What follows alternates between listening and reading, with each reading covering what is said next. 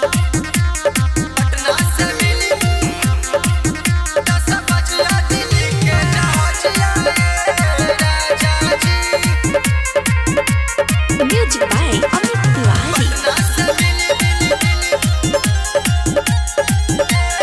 राजा जी। कहे घर से जाने घबरातानी जी, अपना मेहर से नहीं समरातानी जी राजा जी। कहे घर से जाने घबरातानी जी, अपना मेहर से नहीं समरातानी जी। चुमला उठावा जइहा एयरपोर्टवा, टाइम पर चल जइहा सजिया ये राजा। पटना ये हो पटना से मिली 10 बजिया दिल्ली के जहाजिया ये राजा जी। पटना से मिली 10 बजिया दिल्ली के जहाजिया ये राजा जी। पटना से मिली 10 बजिया दिल्ली के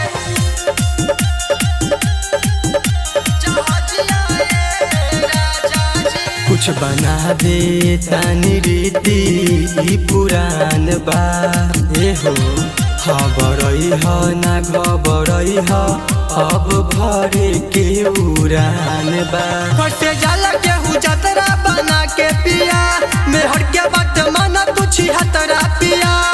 होई तोहे फील बाकी दीह ना दिल, मेहर के रखी ह लजिया ए राजा।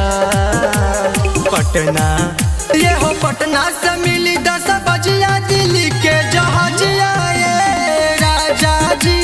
पटना से मिली 10 बजिया दिल्ली के जहाजिया ये राजा जी। पटना से मिली 10 बजिया दिल्ली के जहाजिया ये राजा जी। Music by Amit Tiwari. Patna से मिली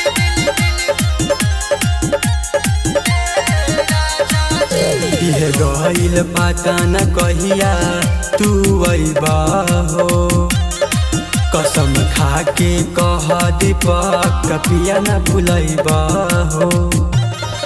सुबह से यादी जैसे बातें न टाला हो, बनल रही जतरा कुछ खाला हो। पनियो त पीली जातानी दिल्ली, घर के देतानी जगिया ये राजा। पटना ये हो पटना से मिली 10 बजिया दिल्ली के जहाजिया ये राजा जी। पटना से मिली 10 बजिया दिल्ली के जहाजिया ये राजा जी। जल्दी करी ना त छूट जाई।